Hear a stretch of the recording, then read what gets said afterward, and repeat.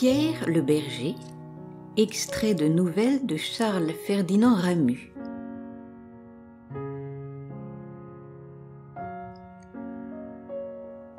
Il s'appelait Pierre. Il couchait dans une cabane faite de pierres sèches, empilées sous un surplomb de rochers. Il couchait sur un peu d'herbe sèche. Il n'avait pour boire que l'eau d'une source, qui filtrait d'une crevasse, pour vivre une mèche de pain noir, plate comme une roue de char, souvent vieille de 6 mois, et un quartier de fromage tout aussi dur mangé des vers. À côté de la cabane était le parc où il rentrait ses bêtes pour la nuit. À part quoi, tout n'était que silence et solitude au-dessus, à côté et au-dessous de lui. Il avait fini par ne plus savoir parler. Les mots qu'on échange plus bas dans les parages habités à chaque heure de la journée avaient perdu leur sens pour lui, étant sans utilité. Et s'ils se formaient bien encore dans sa tête, la bouche n'arrivait plus à les émettre. Remplacés qu'ils étaient par les claquements de langue ou ces espèces de cris rauques dont on se sert pour remettre le troupeau dans la bonne direction.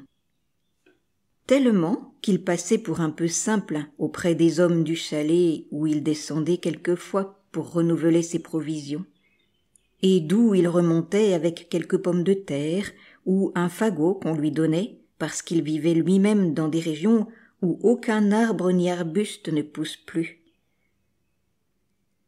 Il passait pour un peu simple. Il prenait ce qu'on lui donnait sans rien dire, et ayant rejoint ses moutons, il allumait devant sa cabane un petit feu pour faire cuire ses pommes de terre.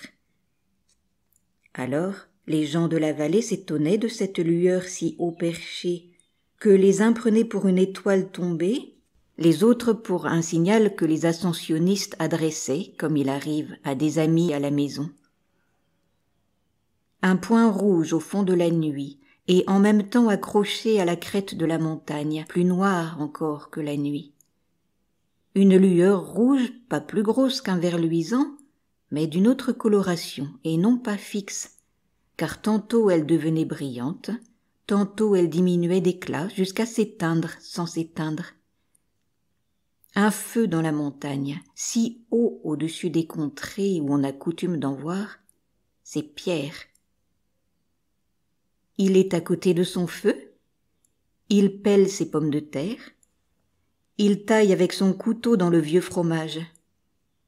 Il mâche lentement, assis par terre, les genoux relevés, les bras en travers des genoux, et tenant devant lui dans ses mains noires les bouchées toutes préparées. De temps en temps, on entendait un bêlement court et impérieux, qu'on devinait y être poussé dans votre direction par un museau grand ouvert, où tremble une petite langue râpeuse, et, au-dessous, venaient 500 mètres de complet silence.